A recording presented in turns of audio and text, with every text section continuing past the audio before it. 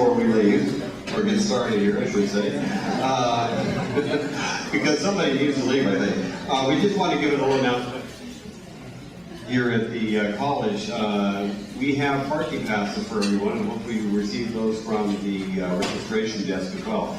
If you have not, we do urge you to get back to the registration desk, and we will get you a parking pass. Otherwise, you get a nasty little ticket, and take it from somebody who's got that $20 fine yesterday.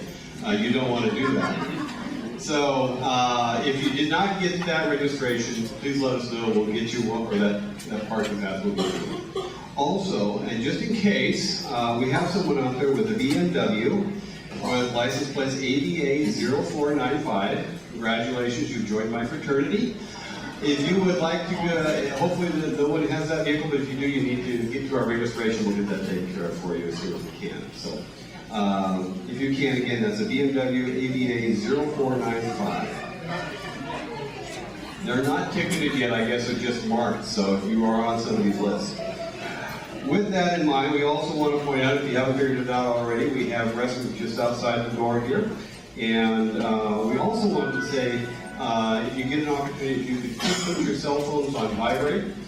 So we have our speakers up here today, we don't want to interrupt their important comments as well.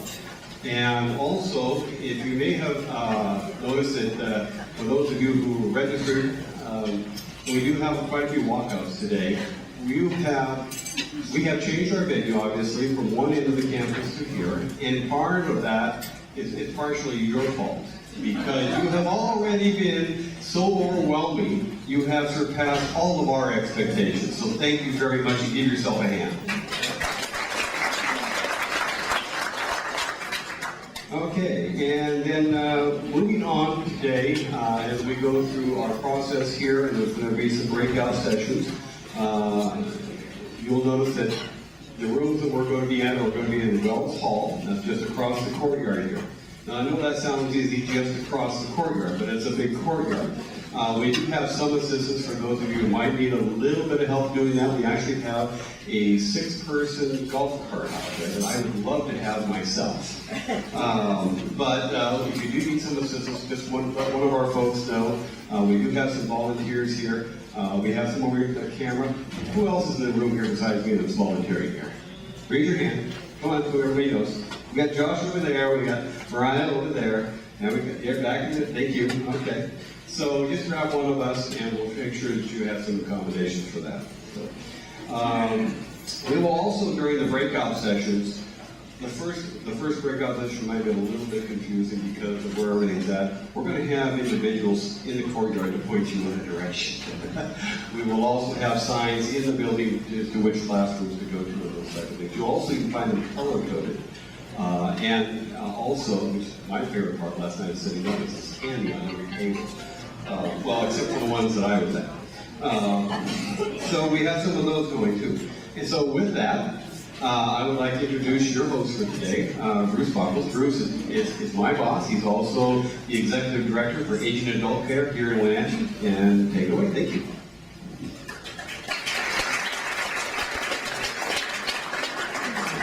Thank you. I'm delighted, and I know Shirley Bondon is delighted, to see each and every one here this day. It's exciting to see what the Washington courts are doing with the WINGS project. It's exciting to see that we are moving forward in a way that is truly leadership with respect to the rest of the country and with respect to the great cause of justice. It is the matter for us to be compelled to do this, I would submit to you. It's compelling when you look at what is happening in our society. We have an aging society that is looking at a large number of people who are challenged with the issue of decision making, particularly those involved with the issue of dementia. We hopefully provided everyone in here with the fact sheet from the Alzheimer's Association. It is frightening, it is compelling, but the good news is we're here to do something about it. And we are not here to be slacking today, folks. We're here to be working. And it is going to be work. And fortunately, we have incredible leadership with Shirley Bondon who has worked diligently over the past several years to make sure that the Office of Guardianship and the state courts have been empowered to help people in the decision-making process. We are going to be addressing decision-making with respect to family and friends and supporting them, improving assessment and persons needing decision support services, and improving guardianship standards and practice. There will be 3 breakout sessions, and hopefully everyone has had an opportunity to pre-register and be involved in the area of interest that you have. But we, quite frankly, have another issue, and that is in terms of aging, and that is something we have given you a gift for, and that is the 5 wishes. And we would hope that you would be able to review it and utilize it, and if there's anything we can do in terms of the Area Agency of Aging to assist you with more information about that, we would be honored to do so. Our first item of attention here is the fact that we have some distinguished elected officials and folks who work for our court system. And I would like to draw attention to Callie Gates with the Washington State Court Administration, Senator Steve Conway, Representative Tom Dent, Judge Henry Rawson from the Okanagan Superior Court, Commissioner Tony Rugel from the Spokane Superior Court, Commissioner Jackie Stam from the Benton County Superior Court, Councilman Scott Vidra from Longview, Judge Robert Swisher from Benton County Superior Court, and Judge Chris Wickham from the Thurston County Superior Court, and Allison Sontag, Kitsap County Clerk and Chief Deputy, and Kristen Denton, Deputy Clerk, Jackson Maynard, Washington State Legislature aide, Tommy Ford, staff of the Washington State Senate Legislative staff, and Cheryl Marshall, staff of Senator Pamela Roach. Welcome, and thank you for your interest and participation. And if we can give every one of those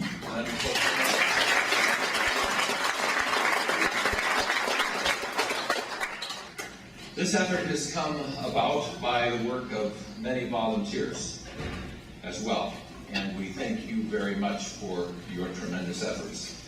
And at this time, I would like to introduce Chief Justice Barbara Madsen. Chief Justice Barbara Madsen was elected as the 3rd woman to the Washington Supreme Court and was unanimously elected by her colleagues to serve a 2nd term as the 55th Chief Justice in 2012. And as Chief Justice, she is the court's chief spokesperson. She presides over the Supreme Court and conferences and hearings, and also co-chairs the state's Board for Judicial Administration. And Chief Justice Madsen has served and chaired the State Gender and Justice Commission since 1998. So if we could give her a hand of applause.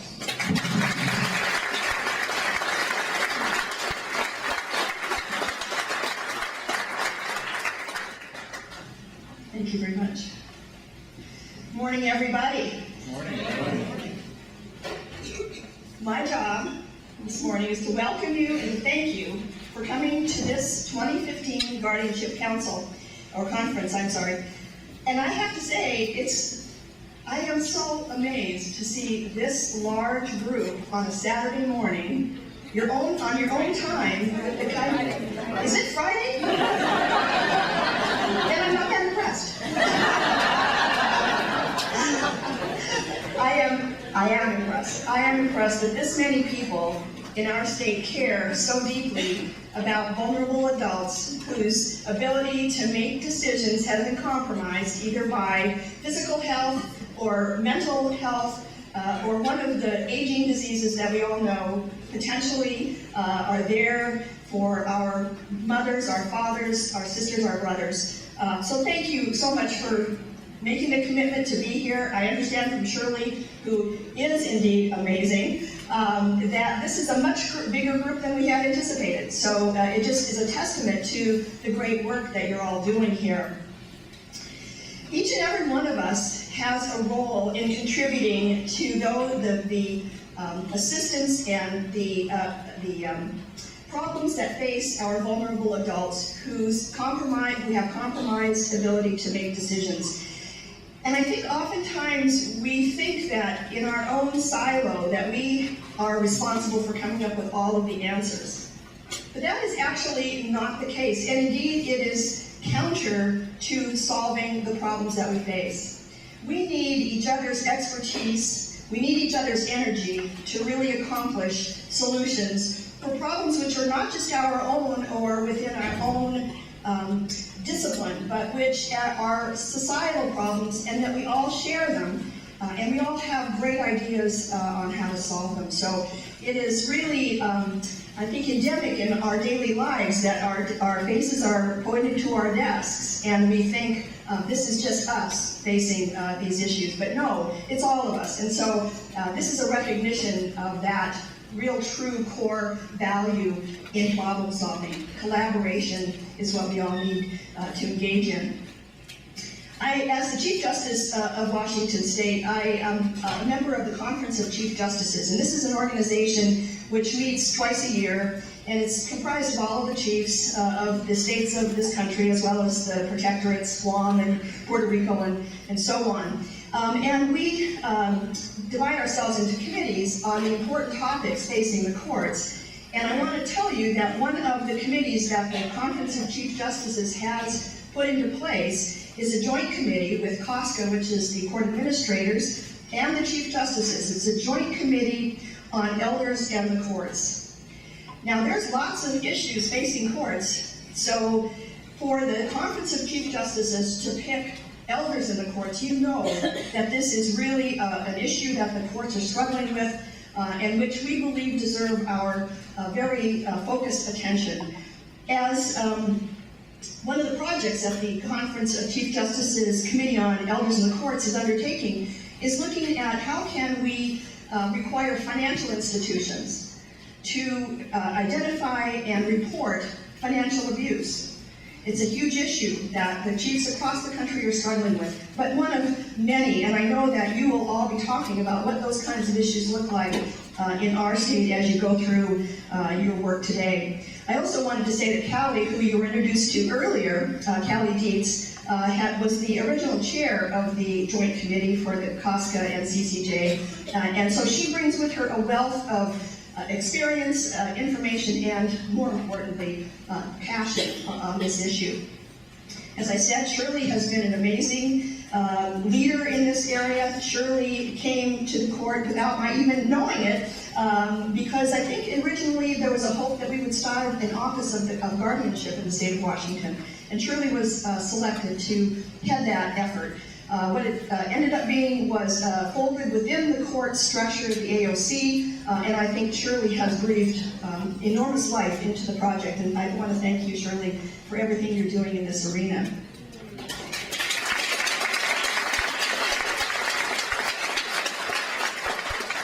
WINGS was established to drive changes in adult guardianship, as you all know, and this is really the heart of WINGS, and that is that by engaging multiple state entities and forging court and community partnerships, the collaborative effort of WINGS seeks to improve our judicial processes, to protect individual rights, to encourage less restrictive decision-making options, to promote fiduciary standards, and to further guardianship accountability.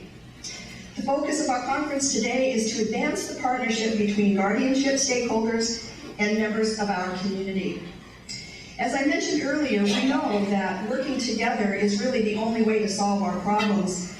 Many of you probably are aware that it's not simply in guardianship areas where people lack legal assistance. I am a member of the ABA Commission on the Future of the Law, and one of the statistics that we have become aware of is that 80% of people with legal problems in this country do not access lawyers or even the court system because of a number of reasons. Expense, and we know in the arena of guardianship, resources are a big issue. It may be that, or it may be fear, and it may be the lack of transparency of our justice system. So finally, the American Bar Association and the chiefs of this country have recognized we actually need public input into our court processes. And so it is only by hearing from the people that we serve and the people who work with that population that we can actually begin to solve our problems. We have a number of entities who are represented here today. The Washington State Superior Court judges, who were introduced to you earlier, Department of Social and Health Services, the State Unit on Aging, Adult Protective Services, Disability Rights Washington, the Developmental Disabilities Council, and the Social Security Administration, just to name some of the entities who were here. And we have many people to thank for this summit because again, collaboration has really made this possible. The Washington State Department of Social and Health Services Home and Community Services Divisions has contributed to this conference. The Washington Association of Professional Guardians, the Washington State Senior Citizens Lobby, Tom and Helen Goldsmith Memorial Grant, the Gary Beagle,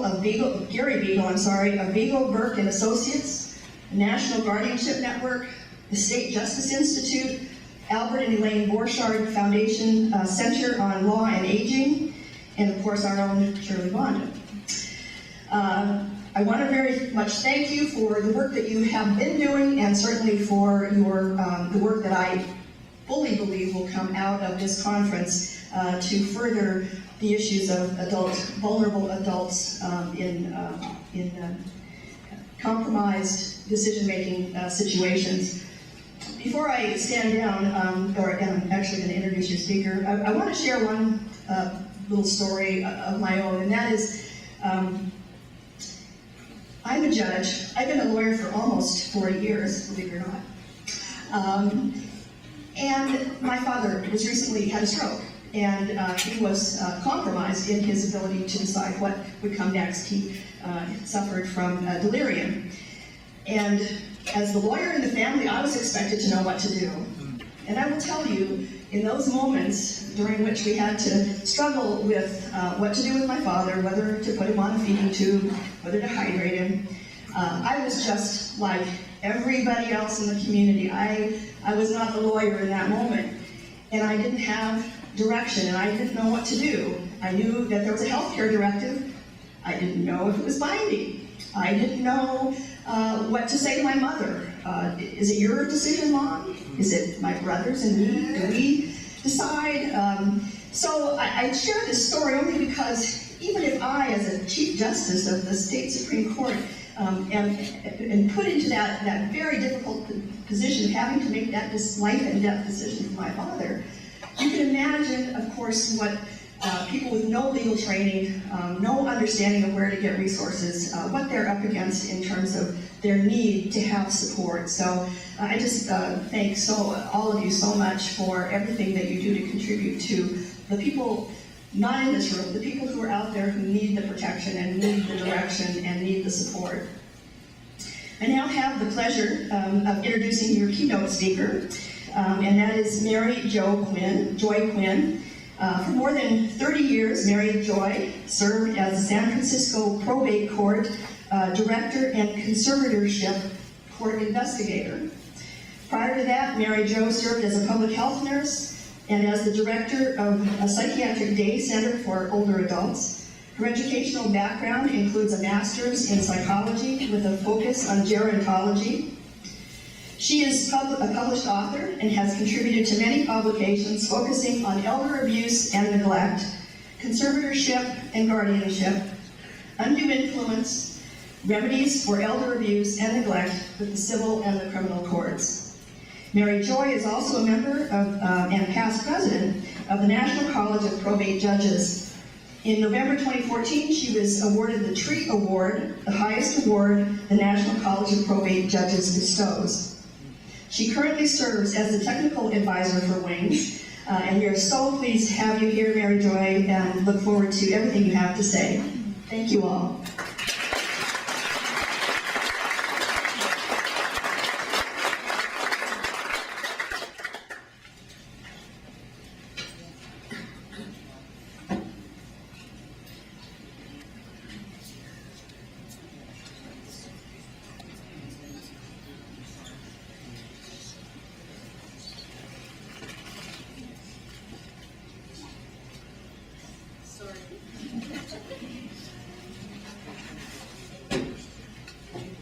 We'll be showing a short video, folks.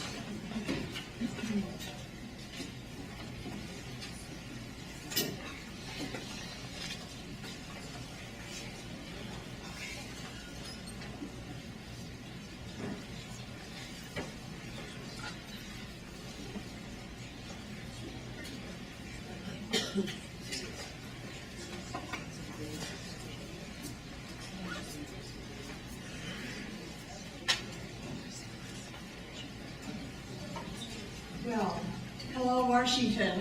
Hello. I'm delighted to be here. I actually was here when I was 4 years old. My mother drove my brother, no, we took the train, my youngest brother and myself, brought us out to Washington because my grandmother was working in the shipyards, and this was a very long time ago, it was actually during World War II, and my grandfather was working as a assistant to the Coast Guard. So Seattle and the state of Washington in general has always been very dear to my heart. And driving from Seattle over here to Wenatchee yesterday, I was again struck by how fortunate you are with just a fabulous, terrific, inspiring geography that you have in the state of Washington. So I'm very pleased to be here. I'm also pleased to be able to introduce the video that you're going to see. It's a 5-minute video, and it's by Judge Eric Washington, who's going to be giving a presentation about wings. And I think it lays out pretty much the general principles of wings. Judge Washington is in Washington, D.C., and he was a probate judge there, so he fully understands the issues with guardianship.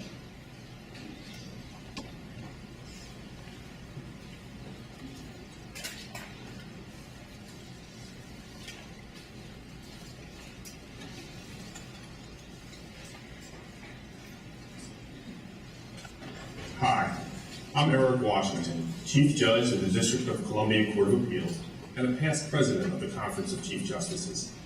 I'd like to invite you to become engaged in an innovative movement to improve adult guardianship.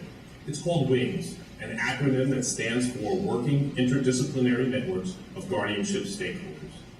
As you know, guardianship serves some of our most vulnerable populations, older individuals and those with disabilities who need help making basic life decisions and are at risk of being abused, neglected, or exploited. While many courts and communities have made significant progress in protecting the rights of these individuals, there remains much to be done. The cases are complex, and there may be differences within families about what's in the best interest of the person under guardianship, or there may be no family or close friends at all who are able to help. In 2011, the National Guardianship Network recommended that states adopt the WINGS approach to encourage better and more meaningful conversations among stakeholders, so that those entities serving these vulnerable populations can better engage in joint problem-solving actions and activities. And in 2013, with funding from the State Justice Institute and the Borchert Foundation Center on Law and Aging, the National Guardianship Network picked 4 states to pilot the WINGS program: New York, Oregon, Texas, and Utah. And 2 years later, an additional 6 states, including, I'm proud to say, the District of Columbia, along with Indiana, Minnesota, Mississippi, Washington, and Wisconsin, were selected to develop their own WINGS programs. And at least 3 other states, Ohio, Missouri, and West Virginia, have already established similar working partnerships. So far, existing WINGS programs, in addition to collecting important data to evaluate needs and outcomes, have taken actions to educate the public about decision-making options that are less restrictive than guardianship, provided help for family guardians, promoted better capacity assessments, and advanced the development of person-centered and supportive decision-making principles. Some have even taken actions to promote important legislative initiatives within their jurisdictions. Breaking down silos and building communications channels is the real key to improving the lives of at-risk individuals, and so I encourage you to establish a WINGS group in your state. The National Guardianship Network has developed a simple and straightforward WINGS replication guide that will take you through the 10 hallmarks of WINGS and the 10 steps to effectively launch and maintain a WINGS program. Just go to the National Guardianship Network website, www.nationalguardianshipnetwork.org, to find the guide and bring the winds of change to your state. It will help you and your stakeholders make a real difference in improving the lives of those vulnerable members of your community who are currently at risk. Thank you for your attention and good luck in implementing this WINGS program.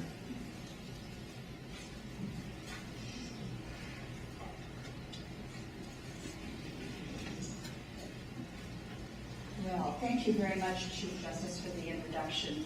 As I said, I'm very happy to be here, and okay, so we've got all our technology in order. Okay, I've been working with WINGS for a number of years. I was the chair of the National Guardianship Network at one point and was able to to help sort of move it along in the funding process. And we were very fortunate that the State Justice Institute and the Guardianship Foundation Center on Law and Aging funded us. I think the fact that that it was a recommendation that came out of the Third Guardianship Summit, which was held in Utah in 2011. You heard Judge Washington speak to that, and that helped carry the funding. And WINGS is really the coordinated state judicial branches. You heard the Chief Justice say the executive branch and court community participants. WINGS is intended to be ongoing, to be a problem-solving mechanism for guardianships with all the stakeholders who are involved in guardianships, including the people who are in guardianship themselves. It improves the, quote, guardianship system and the lives of the people involved in them. And I might add that for stakeholders who are actively involved in it, it's really interesting. And it can be a lot of fun as you get to know people and the joy of working on joint projects and seeing outcomes. States have lacked an ongoing mechanism to continually evaluate on-the-ground guardianship practice, to consistently target solutions for problems, and to ensure regular communications against stakeholders. There may have been task forces over the years for specific initiatives, but they are time and goal limited and do not function as ongoing problem-solving groups. The goals of WINGS are to identify strengths and weaknesses in the state's current system of adult guardianships and also with less restrictive decision-making options. It's meant to help identify and address key policy and practice issues, to engage in outreach, education, and training, and to serve as ongoing problem-solving mechanisms. WINGS has the potential to enhance the quality and care of life of adults in or potentially in the guardianship and the other decision-making options. As of now, there are 14 states that are WINGS states, either formally through the funding, which by the way is a little meager. It's only $7,000, but look what can be done for $7,000. Pretty amazing. And also with that $7,000 came technical support. I'm the technical support for Washington. I was for Oregon, and I also am for Minnesota. The eventual goal, grandiose as it is that all states will have WINGS. And so that's what we're working toward. Collective impact. Chief Justice spoke to this issue, and that is large-scale social change comes from better cross-section coordination rather than from isolated intervention of individual organizations. And I also like what Margaret Mead said once, which was, never doubt that a small group of thoughtful, committed citizens can change the world. Well, we're looking to change the guardianship world. Indeed, it's the only thing that ever has. So I think you have a real charge here in a mission, and I think it's pretty inspiring myself. And when I talk about WINGS, I get all excited again, and I get inspired, and I'm humbled by all the coming together that happens with WINGS. So as Judge Washington said, we had got funding in 2012. We reached out electronically to all the chief justices and to all the state court administrators and asked them to submit proposals. And from those, we selected 4. New York, Oregon, Texas, and Utah. And other states had already created wings-like groups by themselves. Ohio, Missouri, Indiana. And later along came West Virginia, and most recently, Wisconsin, which has had a little bit of help from us. No money, though. But you know, it's really inspiring, isn't it, that states are enthusiastic about implementing wings, even though they might not have incentive monies. So we added 4 more states in 2015 because we felt intuitively that it was a really good process, that things were happening, that people liked it, and that it was helpful. And that it was the same competitive process. You know, we reached out to the chief justices and all state court administrators. And the state of Washington was selected along with Mississippi, District of Columbia, Indiana was brought on board formally, and Minnesota. And as I said, Wisconsin started its own wings group. Recently, in May of 2015, we did an evaluation, or rather we retained 2 people, Dick Van Dusen and Brenda Eckhart, who some of you may know, to do an evaluation of the first 4 wings groups and the 3 wings groups that existed when we started the whole process.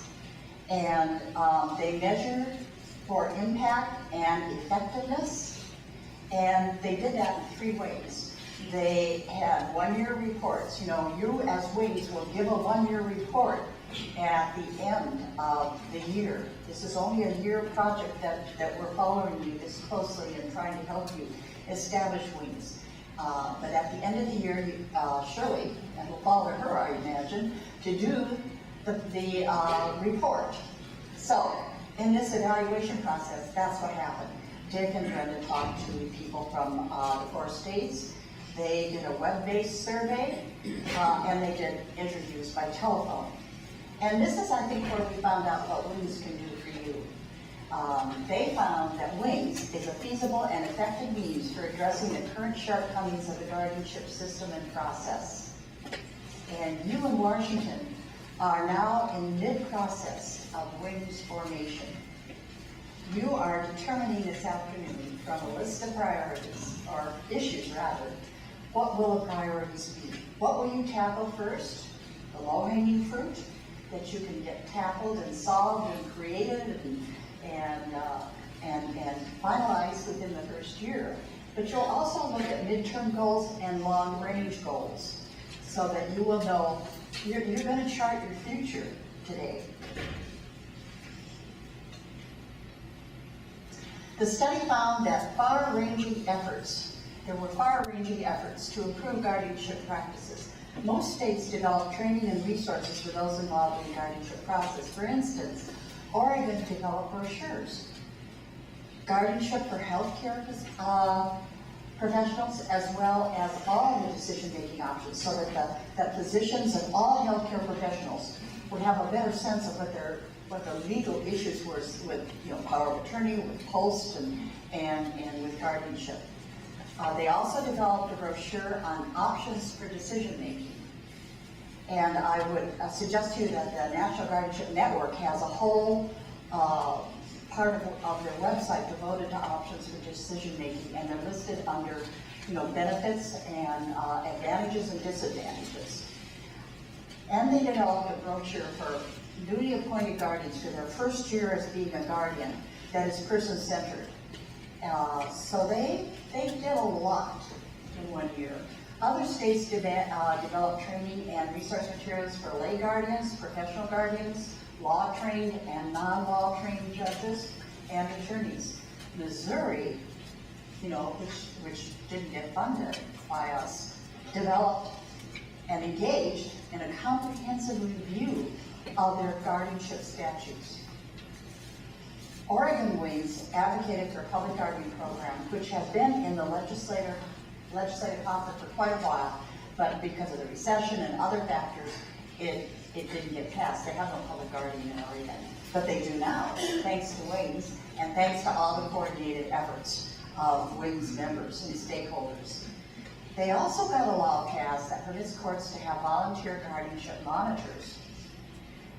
And they already had it in Multnomah County, Portland, but they wanted to have a law permitting it so that other courts would feel encouraged to do the same. Another state proposed laws to propose lords or conservatees, they have conservatorship of the state in your sister state, to come to court at the time of the appointment hearing. There is no open court appointment in Oregon, but they're working on it. WINGS is hard at work.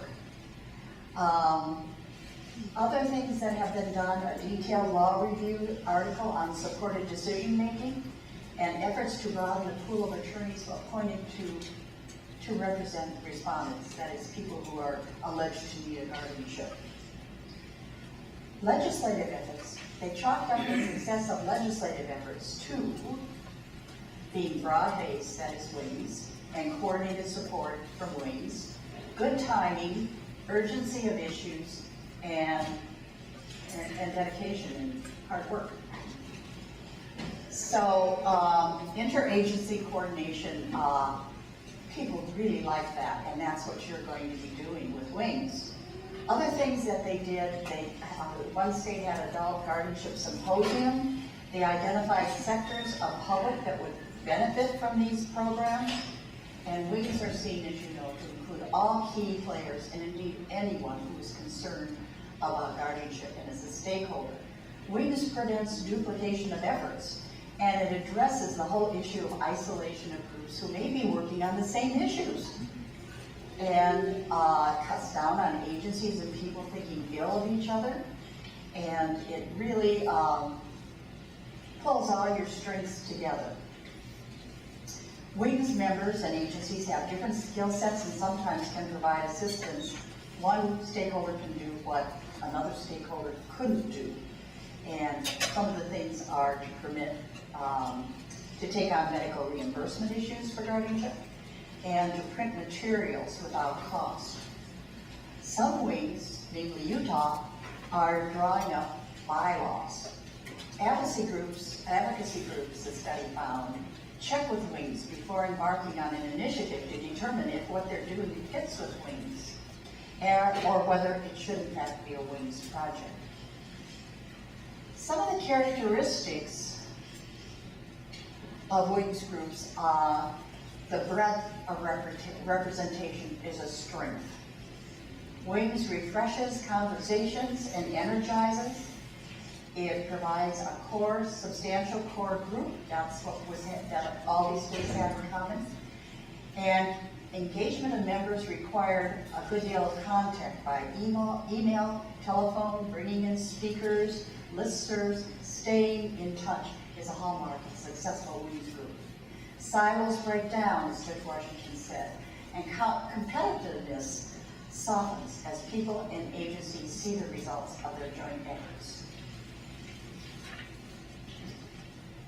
I mentioned members being able to assist with all over efforts. And in one state, the WINGS members were able to honor an individual who had had success in founding a parents' center to help ease the transition to adult guardianship for those who have developmental disabilities, for those who are turning 18. When you're working with WINGS, when you are a part of WINGS, you are with fellow travelers on the road to improve guardianship for all the people involved, most especially for the person in guardianship, but also for the guardians, the courts, the judges, for yourselves. It's really, I wouldn't say it's a win-win, I would say it's a win-win-win-win-win. Those of you who are advocates will feel that you're no longer a voice in the wilderness. And lastly, as I mentioned, WINGS can be fun. So, some of the conclusions. Oh, wait, here's a couple more items. Sorry, I forgot about this slide. Public outreach was not a high priority in Wings, the Wings group that were already established. And we're guessing that's because the membership was so broad. But that's a challenge to you, isn't it?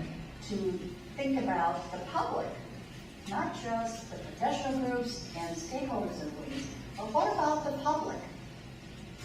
You know, Guardianship doesn't have a very good reputation. And there's so much ignorance and so much lack of understanding. And public education is key. So you might choose to do that. The volume of exchange between Wings group, different states' Wings groups, was not very high, and that puzzles us. We really don't understand that. There is a listserv, but it seems to me that the states are so busy looking at their own issues and trying to develop them that they're not necessarily looking to other Wings groups. But if you have questions about what the other states can do and what they have done, you can always go to the listserv. We found that changes in focus and membership happen as time goes along. Initially, when we started Wings, the VA and Social Security federal agencies were not involved. And so we managed to corral them. And that is really due to Erica Wood of the ABA Commission on Law and Aging. That is due to her efforts. And so we very gratefully have the VA and Social Security involved. And as you know, they can be very involved in guardianship. They're stakeholders. You might find that if you get legislation passed, your focus changes. And it changes to what? Implementing that legislation. Making it real, developing the educational tools, holding the meetings, making sure it's part of the symposiums and conferences that you go to help people learn about the legislation and to implement it. There may be changes in leadership or coordinator. People may be added. People may move on to other positions. They may leave the state. So we did find that there were some changes as Wings went along. So Wings can breathe fresh air into the drive for guardianship improvement, provide increased coordination and understanding between courts, communities, and legislatures, and address duplicative efforts among guardianship stakeholders and enable them to marshal to meet their common goals. So I thank you for your attention. I wish you all kinds of energy and fun this afternoon in developing the priorities for all the issues that have already been identified for you. Thank you very much.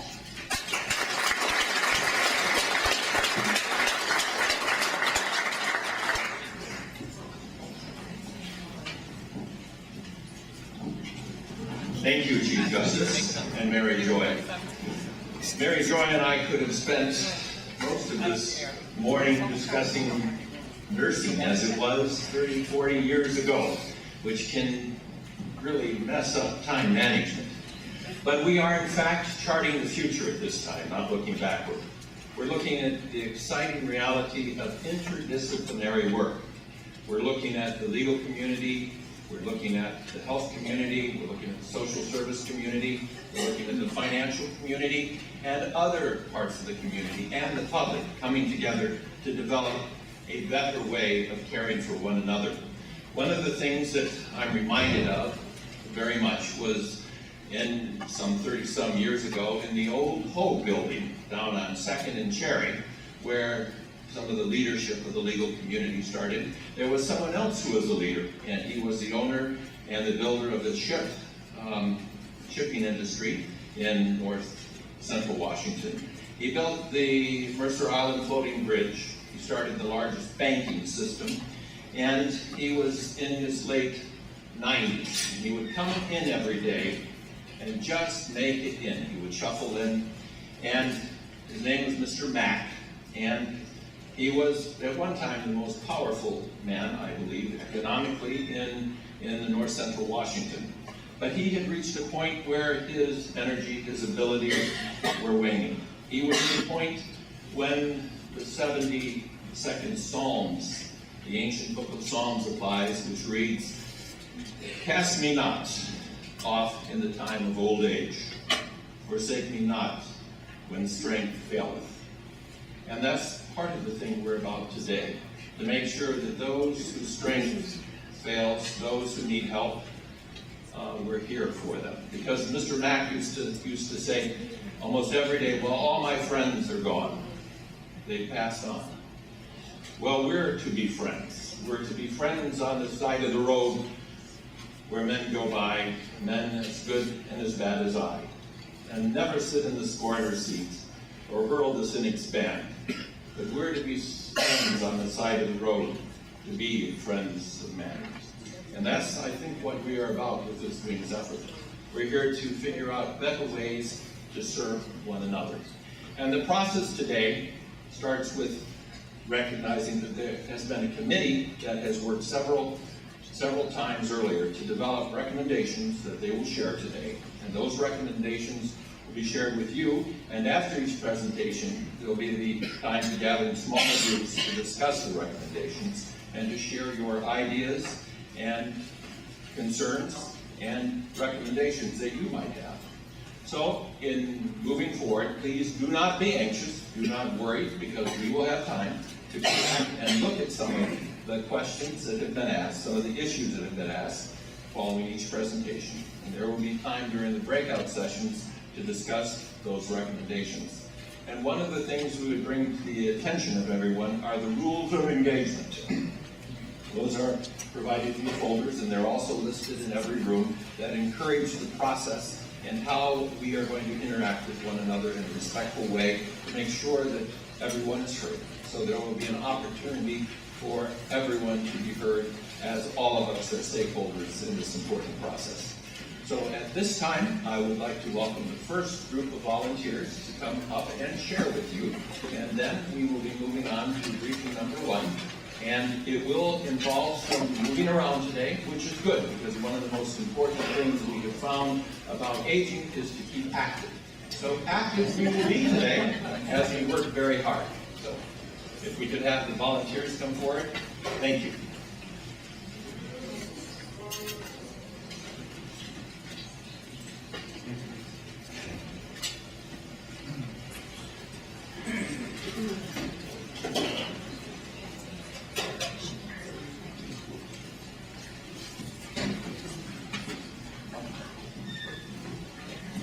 So as we get organized, I want to say that when this was planned, these individuals were supposed to be on a stage. So we didn't plan for the podium, so they got practices that way. And so it's going to be difficult to see them, I think. Some of them may stand, but most of them will choose to sit at this table. You'll be able to hear them, and I'm sorry that they're not on the stage. I'm glad that we grouped such that there were too many people to use the theater, but this may be a little bit difficult for people to see. And so we want to apologize for that in advance.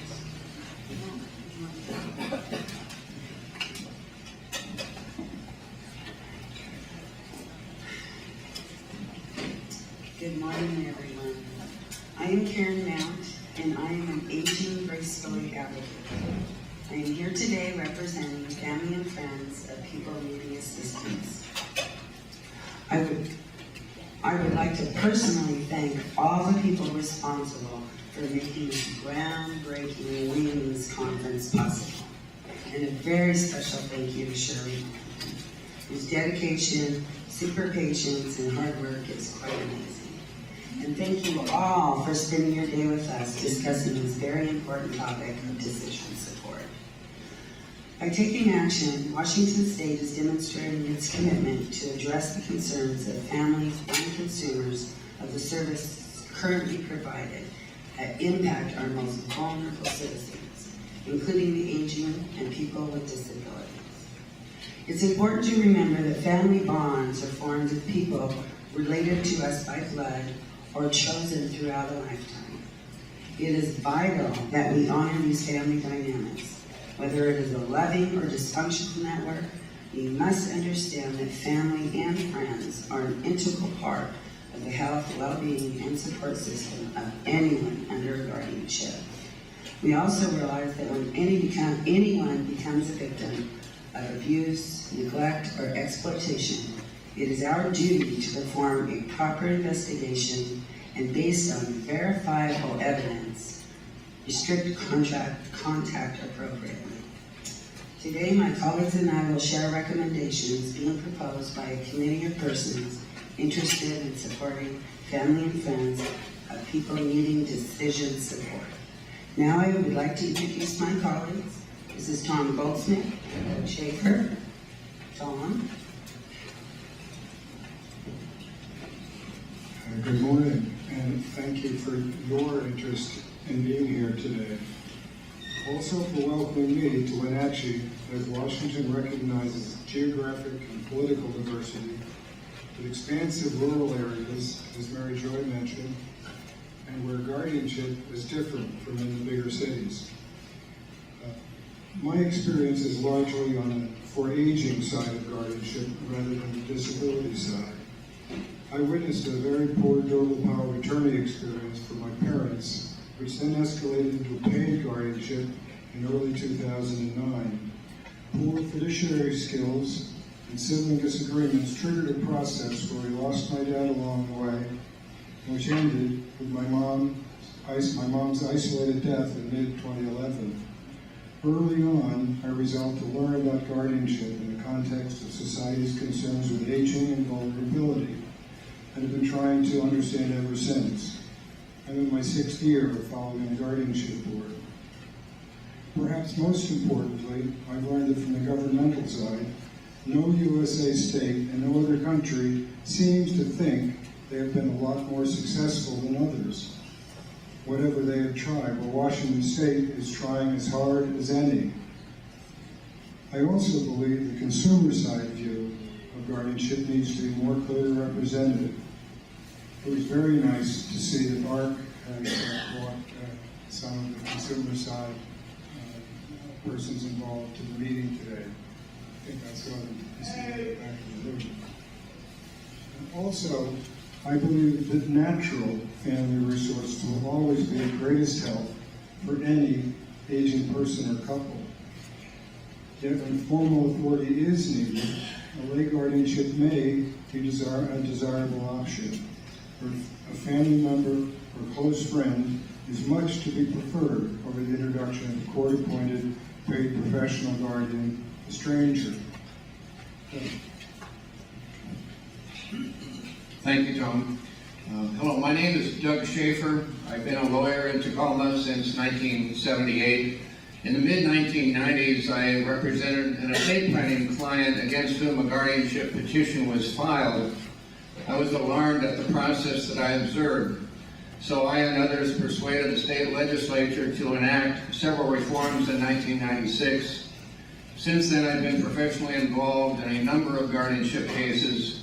Last year, I instigated legislation reaffirming that persons under guardianship have a right to a lawyer when modifications to their guardianship are proposed.